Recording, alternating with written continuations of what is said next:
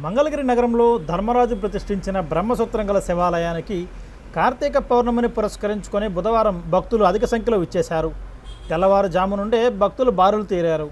EO Namani Gopi, chairman Bhogi కేవటేశ్వరరావులు పర్యవేక్షించారు. ఆలయ ప్రధాన అర్చకులు మహేష్ కుమార్ శర్మ మాట్లాడుతూ నేటి సాయంత్రం ఆలయంలో జ్వాలాతోరణం వైభవంగా జరుగుతుందన్నారు. బోర్డు సభ్యులు బాపనపల్లి వాసు, తిరుమల శెట్టి మురళీకృష్ణ తదితరులు పాల్గొన్నారు. ఓం నమ శివాయ.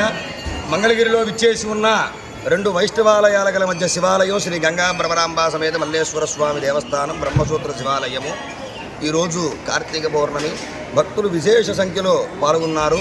సంవత్సరం మొత్తం వచ్చేటువంటి ఈ కార్తీక పౌర్ణమి ఎంతో విశేష సంఖ్యలో పాల్గొని చక్కగా అఖండ దీపారాధనలు, 365 ఒత్తులు, 1,00,000 ఒత్తులు ఉద్యాపనలు చేసుకుని శ్రీ స్వామివారి అమ్మవారిని దర్శనాలు చేసుకుని అత్యధికమైనటువంటి ఈ కార్తీక పౌర్ణమి విశేష సంఖ్యలో పాల్గొన్నారు. అలాగే కార్తీక పౌర్ణమి మరి ఒక సందర్భం ఏమిటంటే జ్వాలాతోరణం.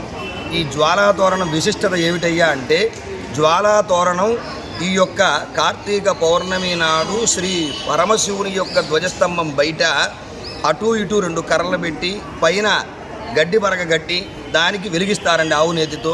ఆ జ్వాల స్వామివారి దాటిన తర్వాత భక్తులు ప్రజలు ఎవరైతే దాడతారో వారికి యమధర్మరాజు యొక్క ద్వారం, అగ్నిద్వారం ఉంటుంది.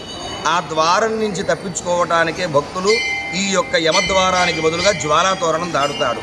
పరమశివుడు ఎవరైతే నా యొక్క భక్తులు జ్వాలాతోరణం దాడతారో వారికి యమధర్మరాజు వారికి చెబుతారట, ఈ విధంగా నీ యొక్క అగ్నితోరణం వారు దాటడానికి, వారిని ఇబ్బంది పెట్టడానికి వీలు లేదని.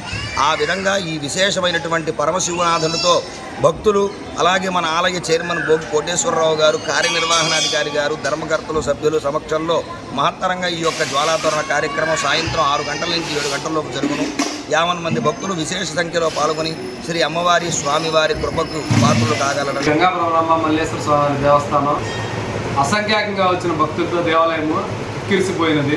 తెల్లారగట్ట 4 గంటల నుంచి భక్తులు బాగా అధిక సంఖ్యలో క్యూ లైన్లో కూర్చొని దీపారాధన చేసుకునేవాళ్ళు.